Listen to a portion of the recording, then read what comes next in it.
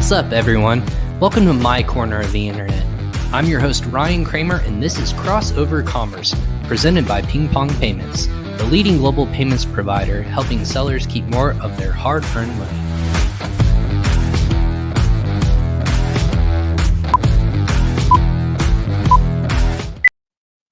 Hey everyone, happy Friday and welcome to another episode of Crossover Commerce. My name is Ryan Cramer and this is my corner of the internet where I bring the best and brightest experts in the Amazon and e-commerce space.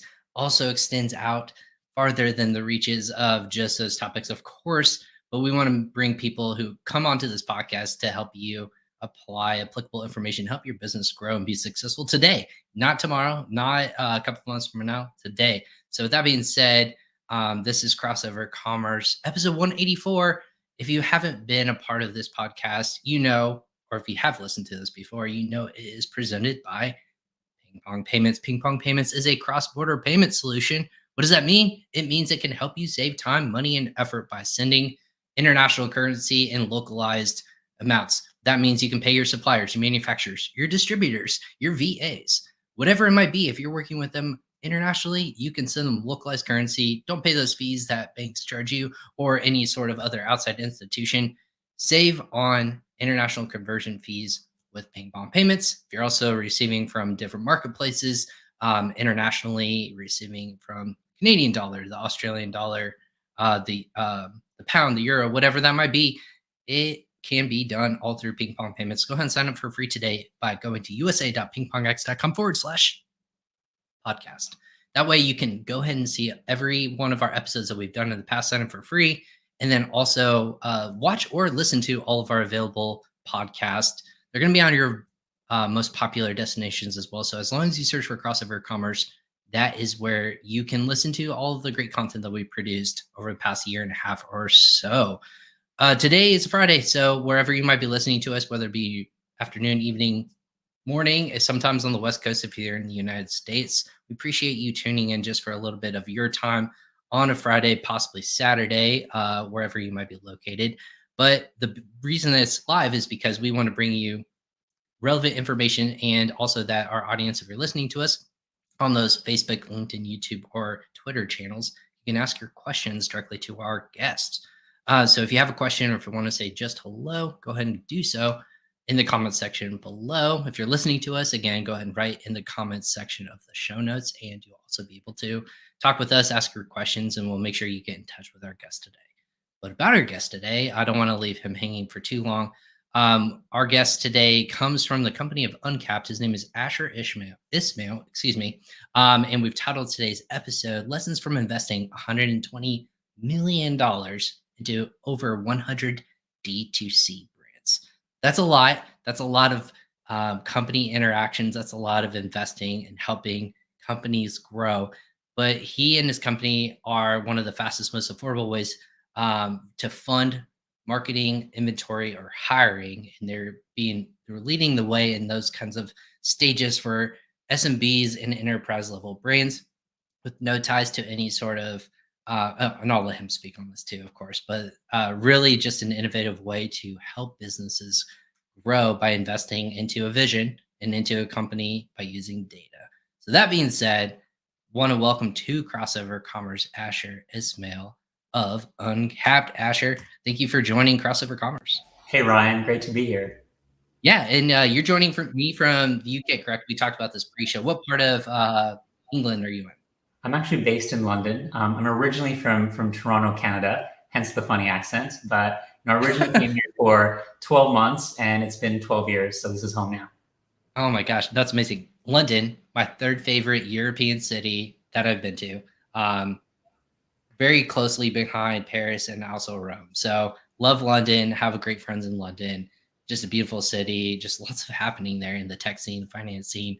But that's amazing. So born in Toronto, grew up there, and then obviously moved across. Why did you move across? Like, what was the opportunity? Tell me about your background. And you've been featured in TechCrunch, Forbes, really a huge publication. So you're a kind of a big deal. And I would say fascinating background. But for people who may not be familiar with Uncapped or you yourself, what was that journey like for you up until this date? Yeah, well, my background's in startups. Uncapped is the third business that I've started over the years. And probably the biggest problem I always had was getting the funding I needed. So, working with hundreds of e-commerce founders, I've also seen, how they struggled. So, for me, it's a dream to get to work on Uncapped. Every day I get to help other entrepreneurs get the funding they need. And, our first customers as well were my friends. So from the start, we really tried to create something that is fast and fair and friendly and, everything that you'd want to give to a mate. The company, I guess, was born probably out of kind of the frustrations I faced when I was running my first business. I started back in 2003, and I was young, and I just wanted to raise 100K. And I probably went to 100 meetings and got 100 no's. And I didn't want to take financing from the banks either because they all wanted personal guarantees. And venture capital, it wasn't ideal either because I didn't have that track record or connections or a warm introduction. So I just repeatedly missed out on growth opportunities. And then, Interesting. I was gonna say, yeah. So I was, yeah. That's so. I mean, I think everyone can relate to that story. So sorry, I didn't mean to cut you off. That's such a great story, and from the beginning. And how'd you overcome all of that, basically? well, I guess it kind of continued. Like when I was raising money then for my second business, I was in the UK then, and I thought I had it figured out. I ended up raising millions in venture capital, but then I got terribly diluted. And I just started to realize that the options for me were really limited. And it was kind of depressing to think that I could work so hard and own so little of my company. And I just started to notice that it wasn't just me, right? It was like growing businesses were just often left to choose between either raising costly venture capital or burdening themselves with traditional debt. And so I thought there must be a better way. And I started to work on Cap basically to try to give them, a more friendly way to first fund businesses in Europe and now North America.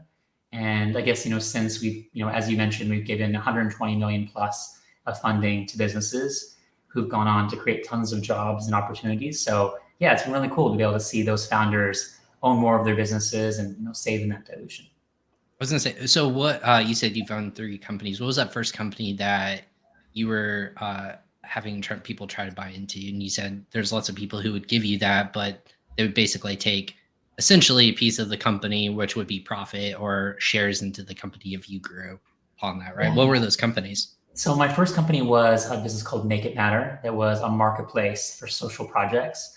So imagine you had an idea to improve your community, say Ryan, the wall in your school had been graffitied.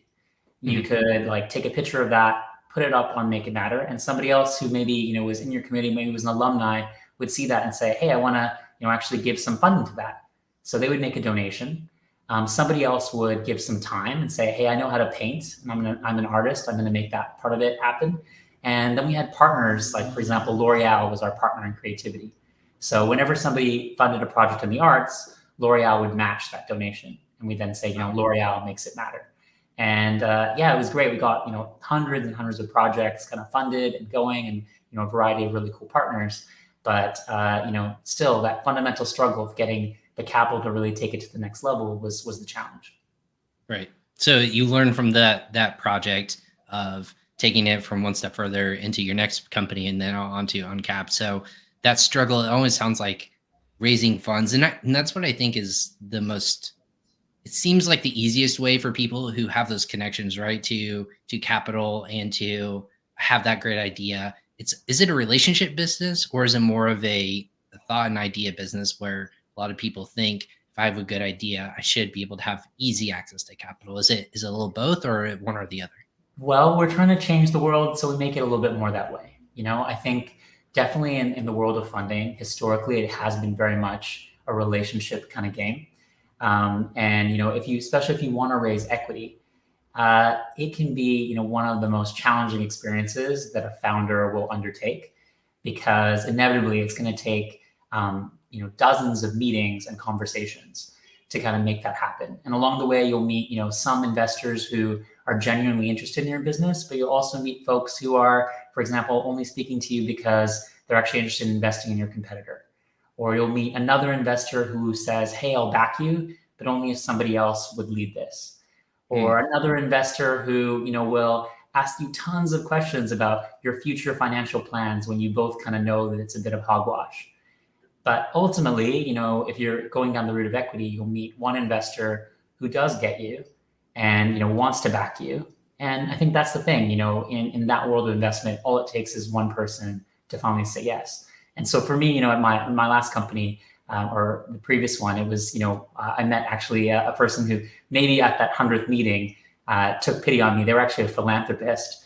And so they gave me that initial funds, but they ended up opening a bunch of doors and being really useful in building that model. That's amazing.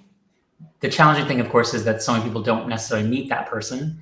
But the other part of it is that all that time that, I spent, or, perhaps some of your listeners have spent trying to chase those funds is time that you're not growing your company.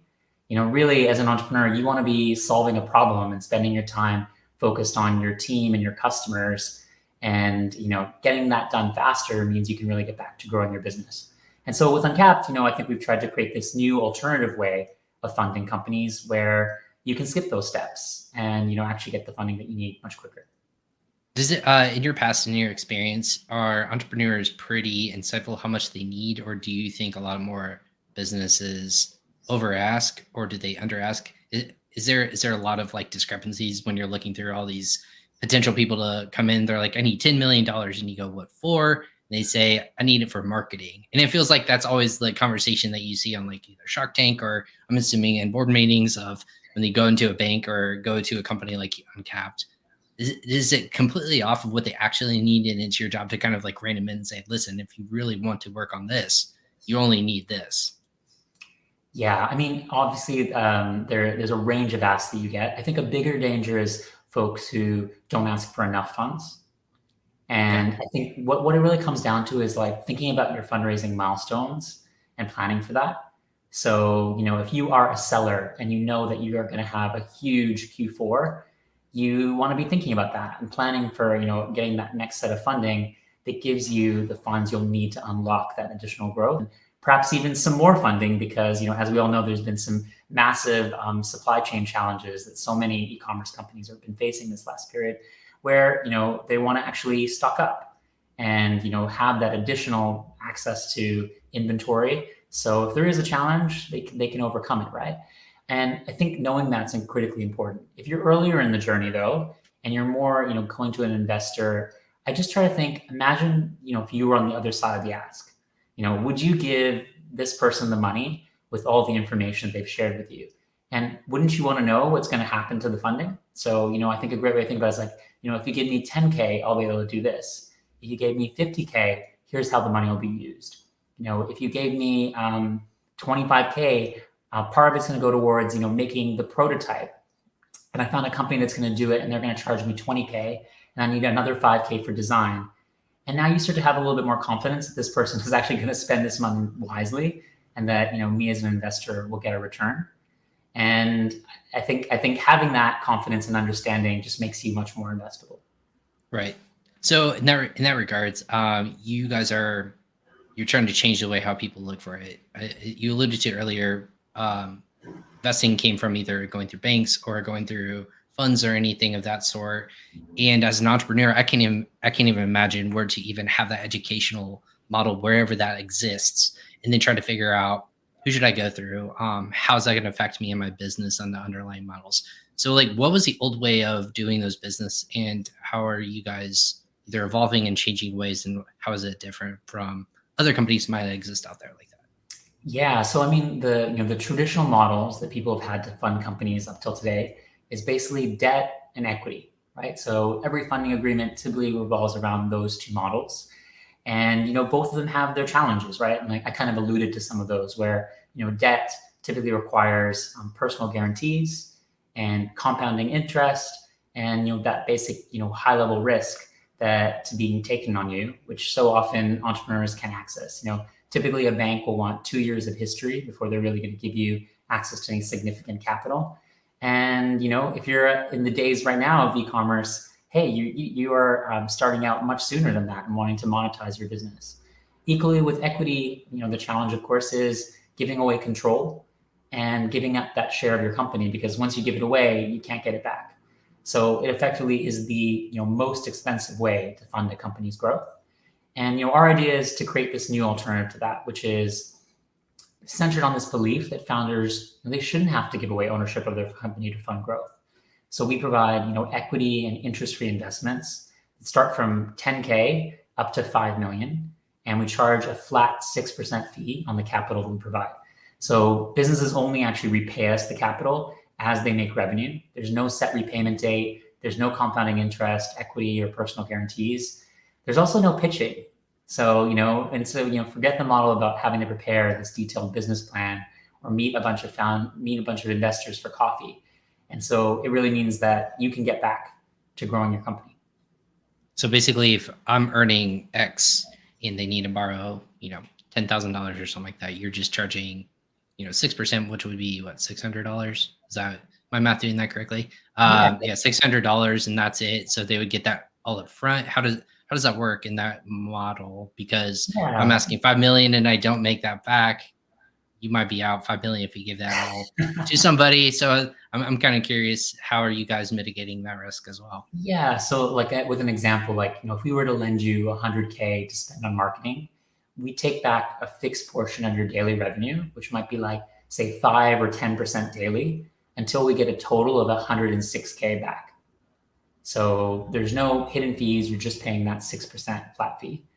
And yeah, of course, it requires us to be really smart about who we give capital to, but our approach is really different as well. So what we do is we connect to the data sources that your company already uses to run. So we'll connect to your Shopify account or your Google and Facebook, or to your accounting software. We have 100 different ways where we can use APIs to connect to your data and understand your business with this 360-degree view. And then what we can do is use a data-driven approach to actually get you an offer within 24 hours.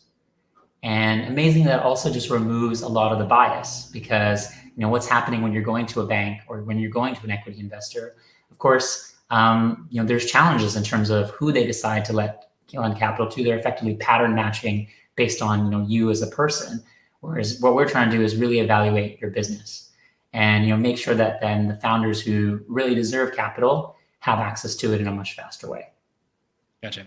If I'm a business owner, this might sound like a silly question. How do I know that I'm ready for funding, or how do I know I need it?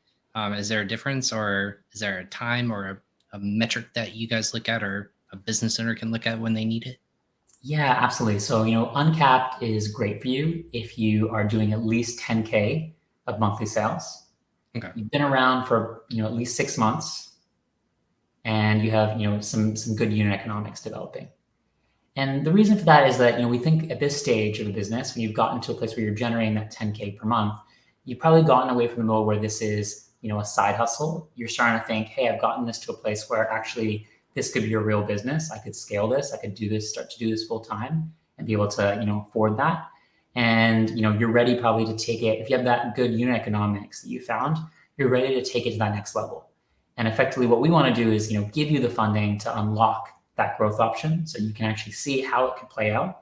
Or if you're later in the journey, we've also worked with much larger businesses who are at a state where they just want a more affordable source. They want this flexibility where they know that the payments are going to actually be connected to the revenues. Because I think, for me, in both my businesses, one of my greatest worries always was, if I go and take out a bunch of debt, what if I can't afford to pay it back? And here, the repayments totally flex with your revenue. And it just gives you that comfort and confidence to be able to go out and place those bigger bets. If you see that opportunity coming up in Q4 and you want to go after it, now you have the confidence to go and do it. Right. So it's on you and your team to actually have this access of fluid funds too, as well, because people are coming and going. Is that hard as a business owner? I'm just curious on your end, on the back end of what to expect on a day-to-day basis of, hey, we could have a really good month this month and not know and not hit that projection next month. So is that hard to project a base minimum of a business that's having recurring revenue come in when your whole business model is around fluidity of money, essentially? Yeah. So, what we've done is we've looked at thousands of businesses and, analyzed their data and understand the patterns. We've built some amazing algorithms that help us understand and predict how businesses in different categories are going to perform. And we use that to make a lot of our decisions. We also use that to help the companies that we fund. So we like to think, we're the smartest money that a founder could get, because we're also able to turn around those same insights we use to help decide which companies to lend to also help those companies unlock the opportunities that are in their data, that are in their marketing, and also connect them to other partners who can help them accelerate and get to that next level of growth. Gotcha. What about in terms of when you guys raise funds? Did you find it hard? Because it's not hard to look on your website and see that you guys raised funds as well. Was it hard to take your own advice and to go to investors or angel investors or VCs or however, I don't need to know the details, and put that model in front of them and say, this is why what you might be doing needs to be different and fluctuate based upon what we're asking you? Like, our business model is different than what we're actually approaching you for. Was that a weird catch-22 of presenting yourself in front of investors? Well, it is kind of funny that we're basically presenting an alternative to venture capital, but of course we raise money from really incredible venture capital investors, some of the best funds in the world. And it may seem counterintuitive, but it's actually quite strategic, right? Because we're raising money to actually build a new asset class. We're effectively fundraising so that you don't have to. And I think it's not to say that equity is necessarily bad. Equity is just a part of an entrepreneur's toolkit, right? Right. But what we believe that is fundamentally the wrong tool to fund the repeatable parts of your business. For example, like digital ad spend or inventory. So we encourage companies to actually spend equity on technical risk and R&D. And that's exactly where we put our money, because we're investing in building the technology and artificial intelligence to be able to make these kind of forecasts and fund companies in new environments. And so, yeah, doing that fundraising effectively so other folks don't need to.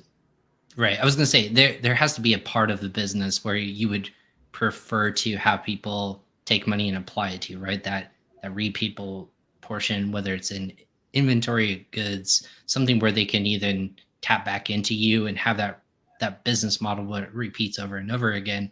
Is that where a lot of people struggle with? Is, I think I know how to sell, so I need access to marketing, and that's where they get in that catch of equity to your business. I think I saw where you were going with, you don't want to give away equity in your business just to apply to marketing, which doesn't have that repeatable sort of business to it. But you guys are kind of pushing in the different direction of, hey, let's get you more inventory so you can sell more, so you can reinvest into your company in that regards. Is that more of the wheel you want to create? Yeah, absolutely. Because like I guess another way of putting it, why have a different capital allocation strategy for your marketing versus perhaps the R&D part of your business, right? And you can just look to like much larger companies, and you see effectively, that's what a CFO of a large enterprise would be doing, right? They would have different capital structures that exist for different parts of the business. Like, if you want to fund an asset that you have, you might use one methodology for that. If you want to fund another part of your business, you have another method for that. But of course, that's really complex for a small business to go and try to execute on it, right? And so we're trying to instead make it an easy way to go and do that. And I think marketing is the best example, because if you know that you already put £1 into Facebook and you get £3 out, it's really silly to then give away equity in your company to go and fund that, because you're going to get that money back tomorrow. So what we're saying is that's a repeatable, predictable part of your business. Using a funding model like revenue-based finance and what we're offering at Uncapped just gives you now the ability to make that way more affordable, because instead it's only costing you 6%. So if you were getting a 3x ROAS previously, you pay a 6% fee, you're still getting 2.94. And alternatively, it would be saying, I'm just not going to bother going after that customer because I just can't afford it right now. And in case you're getting 0. So when you're comparing 0 to 2.94, it's pretty clear that that's a bet you should take. Right. So, that's kind of the model and the very simple way of thinking about how founders should go and approach this. Gotcha. So for everyone who's tuning in and listening to us or just hopped in, I have Asher Ismail of Uncapped talking raising funds in a non-traditional way. Well, I guess my question for you, Asher, is why doesn't this model exist already? I would think that isn't maybe this takes a longer term or longer road in order to earn revenue for your business quicker in that regards, and that's why people tend to go towards capital in, or why is this model different than every other ones? That's why I'm guessing it hasn't popped up until now. Because this seems very helpful and useful, and it's not like a dummy like myself that I can see the basis around this. It makes sense to me, and it seems win-win for both sides. So why does that model exist out there more or ever before? Well, I guess I would just say that, the historical model has been based on just the way we've always funded companies, right? And you definitely see this approach of thinking about having a royalty model or a revenue-based model in other spaces. We just haven't applied it to e-commerce.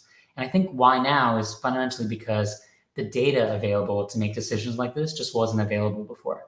But now, most e-commerce companies run on a distinct set of platforms. There's APIs available to almost all of them. So we're able to actually get that understanding and make these kind of forecasts in a way we couldn't do before. And I think that's one of the amazing things about technology.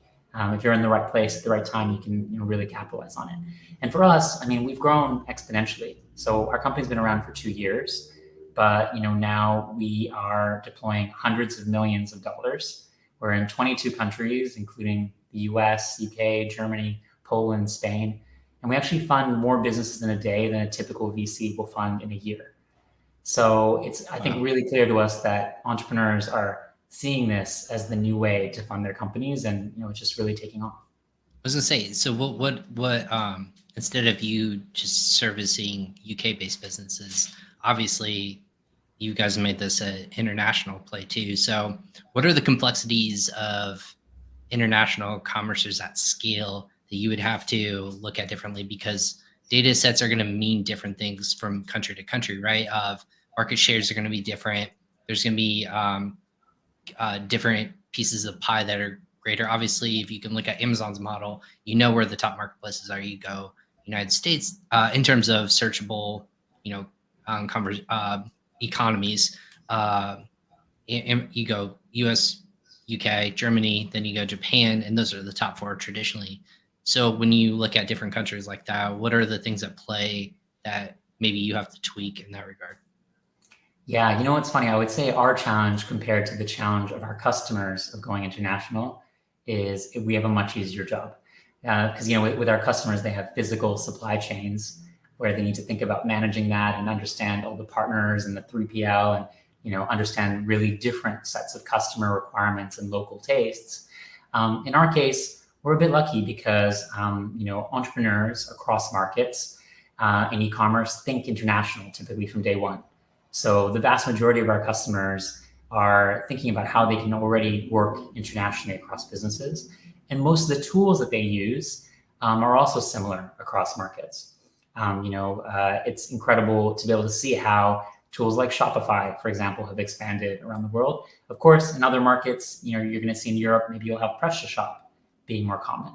But there's great similarities in the thinking and structuring of that data. And that's allowed us actually to move really fast.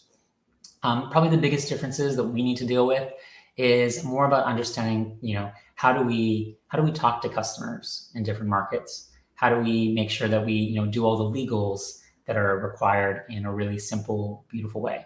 And that's, I guess, one of the other things we've always had as an advantage for our company is that, a typical funding round that you do with, a venture capitalist or an angel investor even often requires like tons of legal documentation and, expensive fees to go and get it to close. With us, our agreement is 6 pages. It's written in plain English. And so, founders can just feel real confident in terms of what they're signing and, be able to execute on it quickly. And we want to have that consistent promise, across the world. Amazing. So what's where do you guys finding that most people and your customers are operating? Is it direct to consumer channels? Is it different marketplaces? What are those kind of like breakdowns right now that you're seeing? I'd say probably the most common is Shopify. And we see, there's obviously Shopify has exploded in this last period. We've seen, 10 years of e-commerce growth and, 3 months of the pandemic. And so many founders chose to use that as their tool of like building their company. So we've been able to fund lots of businesses in that space. but also, other sellers, because of those platforms and tools have made it really easy to get started and get connected, are also really popular. It's amazing to see just how many folks are actually using Amazon as a channel and really, thinking about how they can, extend their brand. If they're already on one platform, thinking about how they can also use that as a channel.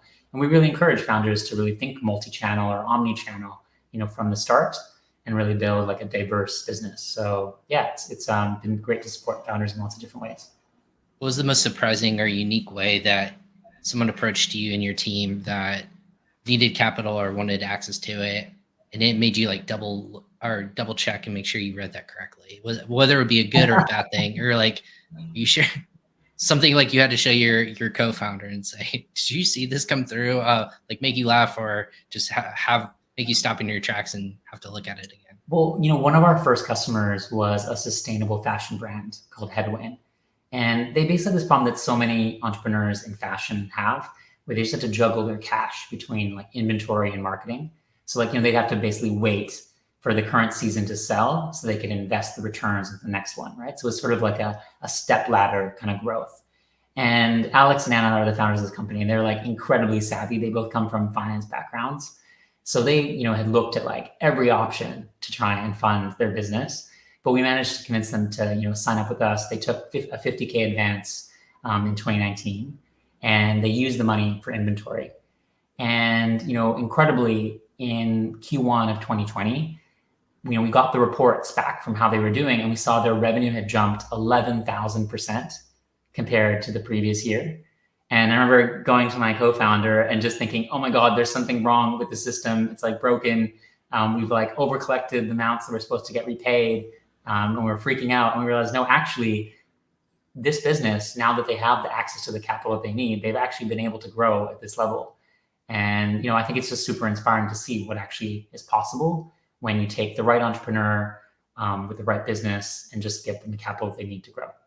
I always have this notion that, Asher, when a lot of businesses have failed, and again, there's a lot of people that do statistics in the Amazon world of 6.4 million or so sellers. Now it's 1.5. Why so many fail? And I would almost think, because other than just some other, in terms of the marketplace, other barriers that they have to overcome, there's a lot of different people, I think, that just don't feel like they can scale further. There's like a pretty healthy amount where they're sitting and they feel comfortable, but it's in that $10,000 to $50,000 a month, I would say, most often. And it's that seller that doesn't know how to get to that next level. But I feel like the lever to pull in every single time in those situations is the access to capital, in order to say, I can take this really great case study and build it larger, most often than not, because of the inventory issues. And I think that's almost 90 to 100% of the time an issue for those middle sellers. Is that what you're seeing as well? Absolutely. And I think, especially in the current times. So like, one of our customers, they were talking to me about the fact that they currently have one of their big shipments. It's sitting in the ocean. It's supposed to be coming over from China, but it's stuck. And, they kind of have felt like, they just have learned from this lesson, I suppose. They already actually had tried to do something that I think a lot of founders are doing ahead of this, which is realizing that, if you order a bigger shipment, you can get a discount often from your partner, right? And, the way to unlock that is, well, if you can get capital to let you do that, can you offset the cost of the capital with the savings that you're going to make in that inventory shipment? And, to your point about, founders who are stuck at a certain level, it's because, hey, their margins are only pushing them to a certain place. And if they could actually access a deal like that, they could take their business to that next stage. And so, I see things like that happening all the time. And it's really great if we can, help an entrepreneur get funding at a 6% fee and, really offset the costs in that way, and be able to go and unlock that additional growth. Yeah. Why 6%? What's the math behind that? Do you mind me asking? Is it just because of competitors or anything like that? I mean, I'm curious. Like, it's not a round number, but it's like, what's 6%? Is that, there's a lot of different fees and structures. Not too much, not too low. That's the Goldilocks of fees. I think it's that, and I think it's that, but it's also, it just helps us also make our own unit economics kind of work in terms of what does it cost us to access capital, and what does it cost us to find the folks who are working with us to acquire our customers, and pay any there's some losses that we make as well, because although we want 99% of the companies to fund us back, there is those few cases where it doesn't work out. So managing those different things and that cost structure just to make it a win-win deal for everybody. Gotcha. Is there because I was looking as well, you guys don't just, the funding doesn't stop at just sellers online too, because there's lots of different business models in terms of just online selling a product. Obviously you can do subscription-based services. There's SaaS models, there's everything like that. Do you guys touch anything along the service side or service provider side of it's not a tangible product, but it might be a service? Yeah, well, the reason why we fund really focus on e-commerce and subscription focused businesses is because they're a little bit more repeatable and predictable. And effectively, we're just trying to fund any type of business where if we were able to give them that additional capital, they could really unlock growth. And I think the challenge sometimes with service businesses, it just depends on the service business, but often service businesses are very human centered. So, unlocking significant scale is a challenge, right? Because you're really depending on people to drive that growth. So it depends on the business and how they're offering the service and what they do. But that's kind of our thinking. We're really focused on those businesses where they want more fuel for the fire, but they just don't want someone to take a piece of the pie. Of course. Yeah. And I think that's every entrepreneur's biggest fear is giving away a piece of what their hard-earned work is doing. And the only reason that they're getting it is because they have access to that. And I'm assuming it's an emotional attachment, or you're getting people at their either emotional lowest or their emotional peak potentially, or they're on their way there because of the excitement of what they're growing. They just need that extra fuel to the fire. But I got this this note, and I've heard it come from you in some past articles I read about the company is you have you tell people about a fundraising winning mindset.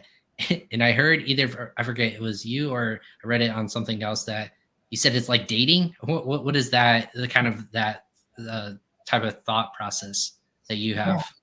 Well, absolutely. I think when you're an entrepreneur trying to go after funding, it's not easy. It's going to be one of the most frustrating, time draining activities that you as a founder have to undertake as part of your company's growth strategy. And early on, when you're like a small team, fundraising efforts just consume far more time than you'd want them to. But if you want to raise equity, at least there is just no shortcut to that process. And so I think you do need to have a real strong fundraising mindset. And I think it basically centers around like a few different ideas. Like one is just about planning ahead, right? So fundraising is a process. It can take time and it's really quick. And the earlier you start planning your process and developing relationships, the better off you're going to be, and the more likely you're going to avoid fundraising in like desperation mode. The other thing I would say is, having a winning fundraising mindset is about expecting rejection, because you just have to embrace rejection as part of the process and not take it personally, because rejection just happens, sometimes for good reasons, sometimes for dumb reasons, sometimes for reasons that will forever remain a mystery. And I think the other thing about it is that, practice makes perfect, because like every meeting that you go to with a potential investor, it makes you better for that next meeting. And so, the success or failure of one meeting is never the end of your story. It's just a step along the way. I love that mindset, but have you ever felt that sense of rejection and you took it personally? Is that something where it just takes a little bit of time? Like you said, you've been to hundreds of meetings yourself, have gone through and have seen that rejection before. Is that just a muscle you have to start working out? And no one likes getting rejected, I would think.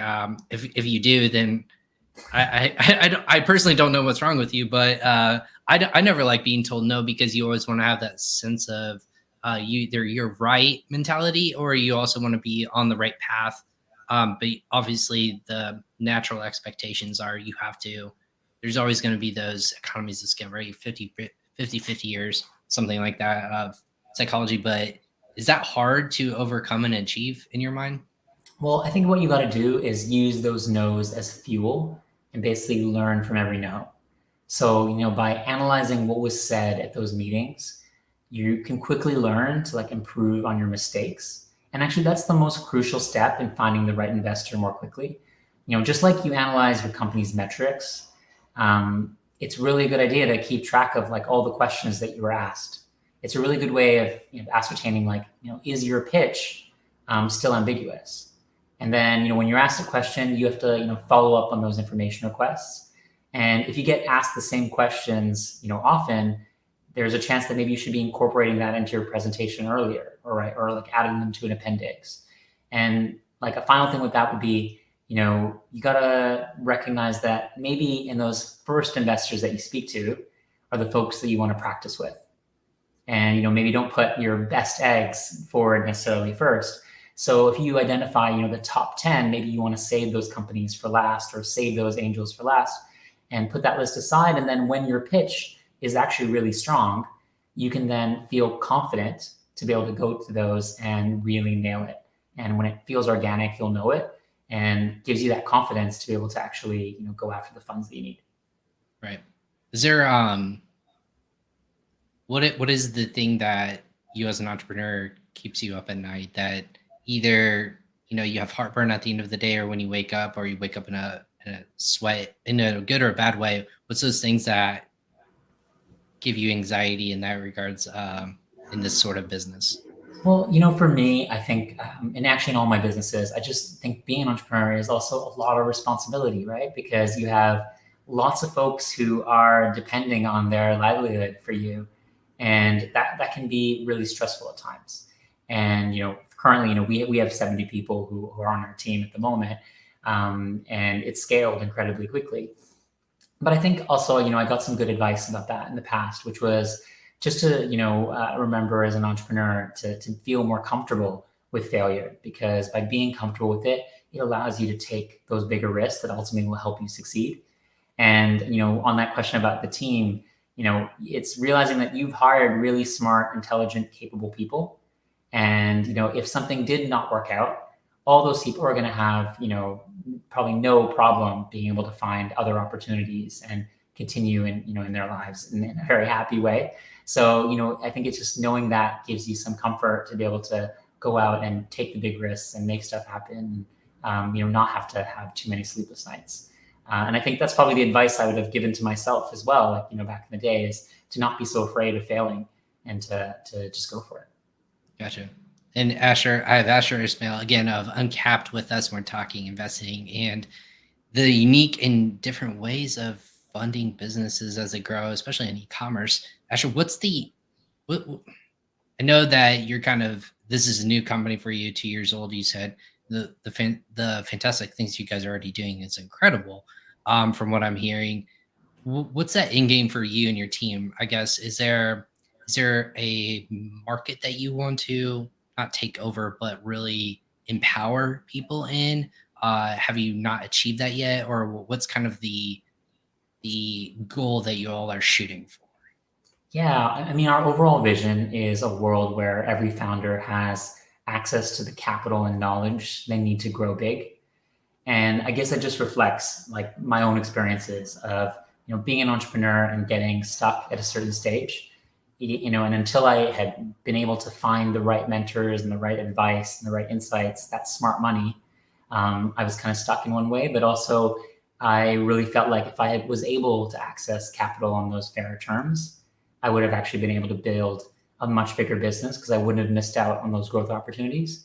And so that's what we're trying to solve for every entrepreneur, and find different ways to fund different cash flow cycles, people in different countries, people who are in different stages of their business, and unlock those opportunities for more entrepreneurs. Because fundamentally, I think it's entrepreneurs who are going to solve our world's biggest problems, right? If you think about what's happening in the economy or what's happening with the environment, it's really entrepreneurs who are going to come up with the solutions to those challenges. So if we enable them to create more opportunities, that's just a really inspiring thing to be part of. If you weren't in technology and fintech, I call it fintech, in economy and whatnot, what would you would your passions be in, and what would you be building right now? Well, I guess I've built a variety of different types of businesses before. So, I mentioned I built a marketplace business. Sure. I built a insurance company.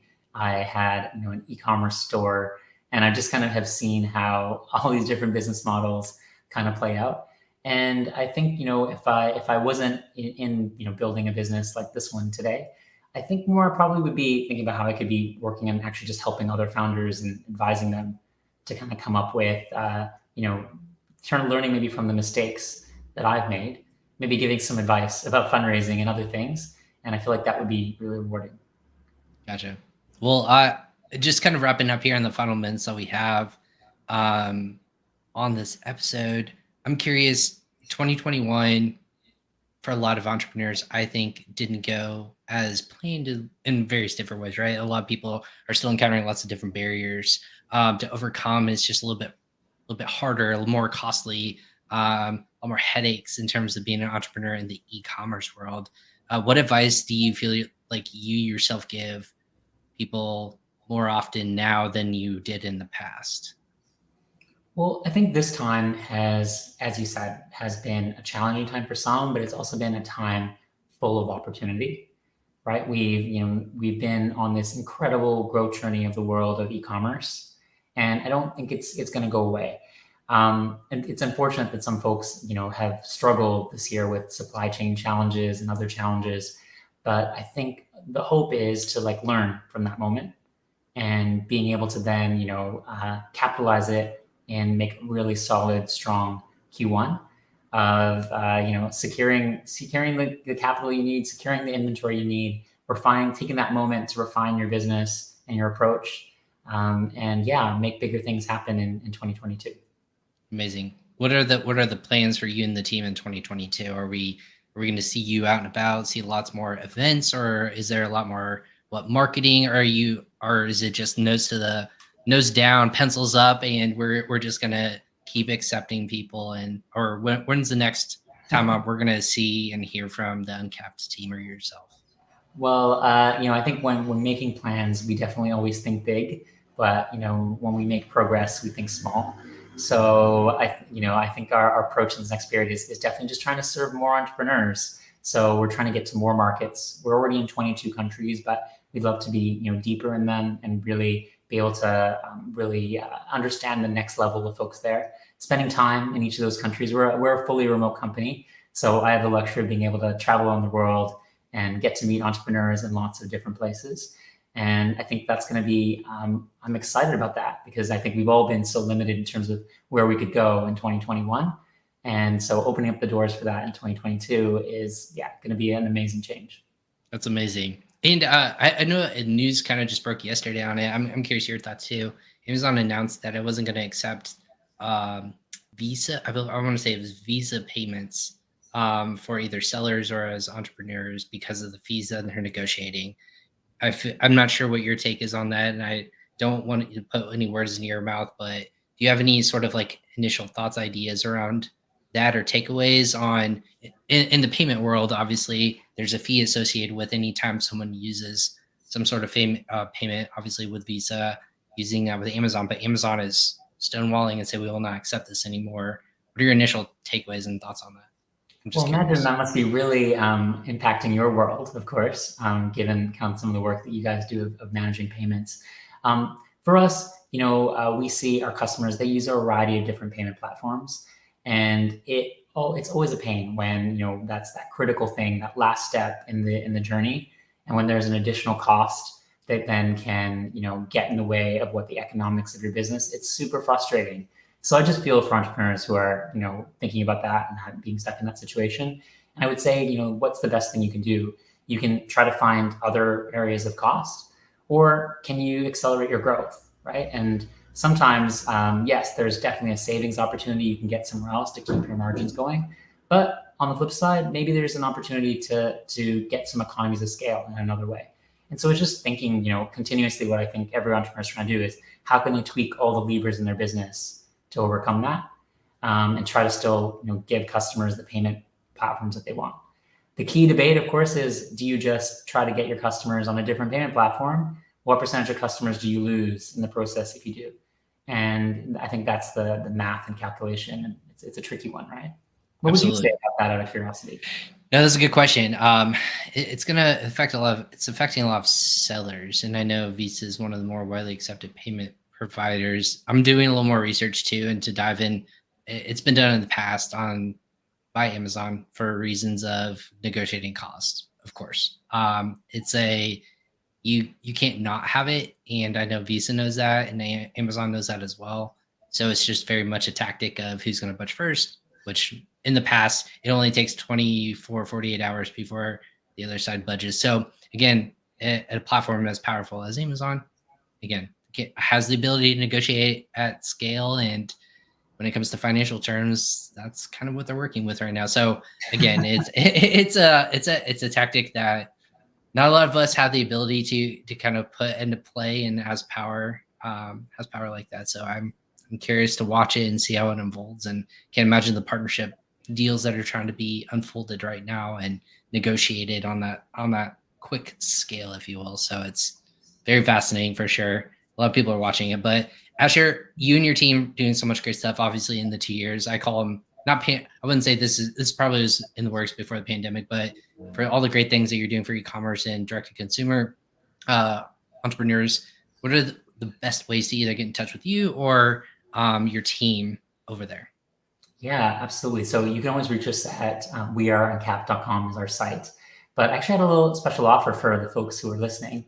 Very nice. If you run an e-commerce store and you are doing at least 10K per month, and you either want to scale your marketing campaigns faster or purchase inventory, obviously we would love to help.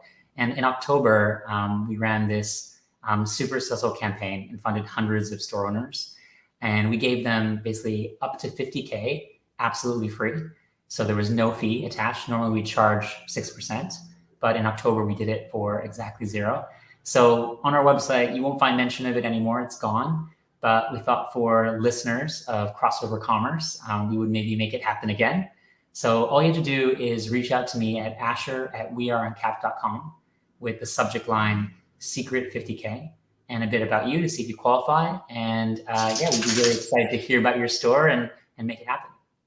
Sorry about that. The dog in the background decided to wake up at the last second. I didn't have it muted on. No, that's some fantastic offer, and we'll make sure we put it in the comments in the show notes as well. We'll have to get that, make sure we blast it out to all of our social networks as well. So we'll make sure the directions offsite, we get all that and put it into the box, and make sure everyone listening can take advantage of that. Of course, that's amazing offer. I would definitely take advantage of that in that position. So, but thank you so much, Asher and team, for staying up late. I know in the UK it's Friday night and it's 6 p.m., maybe 7 p.m., close to it at night over there. So thank you for staying up late your time earlier in our US time and educating us on how you guys are changing the e-commerce world and investment world. And I can't wait to see how you guys grow and see the blossoming nature of what your business is taking off. So congratulations on the success and future growth. Hey, thanks so much, Ryan. It was really great to be here. Absolutely. Thank you so much, Asher. And thank you as well, everyone else who is tuning in live with us on Facebook, LinkedIn, YouTube, and Twitter. I'm Ryan Cramer, and this is Crossover Commerce. If you liked what you heard, go ahead and give us a thumbs up. Or if you are listening to our episode on your favorite podcast destination, whether it be on Amazon Music, Shopify, Apple Podcasts, Google Podcasts, whatever you listen to your favorite shows, go ahead and give us a thumbs up, and we'd be more than happy to take your feedback if you liked what you heard. If you have some questions, to get in touch with our guest, Asher Ismail of Uncapped, just let us know. Tag us in the comment section, and we'll make sure you get in touch and get advantage of that awesome, amazing promotion as well. But for everyone else, if you're listening to this live, have a great weekend. Be safe out there. And of course, tune in next week. I know it's holidays for lots of people, but we're going live twice next week before the holiday season truly kicks off. We'll call it in quotations, before the holiday season really kicks off and really takes advantage of the busyness of the holiday season. We'll be talking international marketplaces. We'll be talking about lots of different other things in the Amazon and e-commerce world. But make sure you subscribe to our channels and follow us on social media. That's the best way to know when we go live and know when there's other Crossover Commerce episodes available. Go ahead and check out usa.pingpongx.com/podcast for all of our past episodes. This one will also be there as well. I'm Ryan Cramer, and this is my corner of the internet called Crossover Commerce. We'll see you guys next time. Take care.